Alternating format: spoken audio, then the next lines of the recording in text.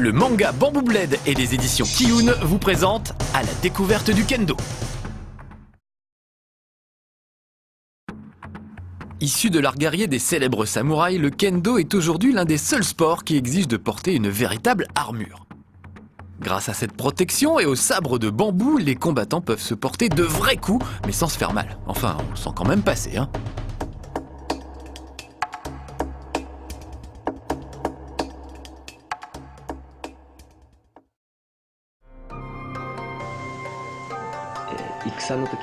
À l'époque où les guerres étaient encore courantes au Japon, les combattants devaient porter des armures complexes qui avaient pour but de protéger de très nombreuses parties de leur corps.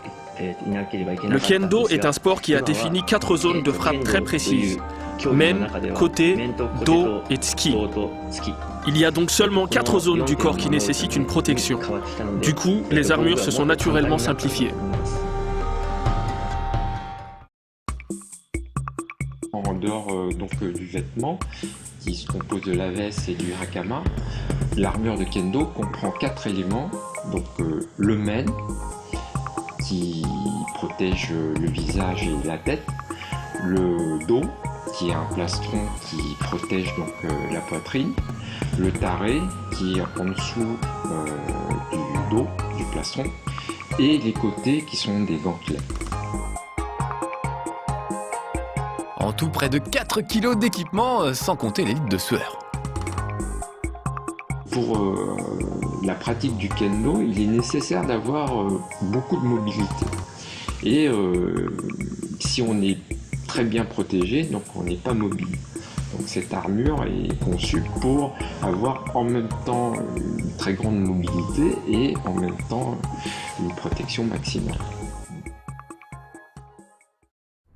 Vous allez me dire, mais on se bat jamais avec des vrais sabres alors? Eh ben non, on utilise uniquement les katanas au cours de combats chorégraphiés dans lesquels on ne porte pas de véritables coups. Sinon, vous imaginez la boucherie. Le kendo, quant à lui, a choisi de privilégier les frappes réelles. C'est pourquoi on a créé le shinai, 4 lames reliées entre elles par des lacets de cuir, et la tsukagawa, la membrane qui constitue la garde. Résultat, un sabre beaucoup plus léger, plus maniable et surtout beaucoup moins dangereux. Une fois que le professeur juge l'élève suffisamment mûr, il l'autorise enfin à enfiler l'armure et les choses sérieuses peuvent commencer. Ainsi équipé, le kendoka est prêt à prendre une sévère raclée.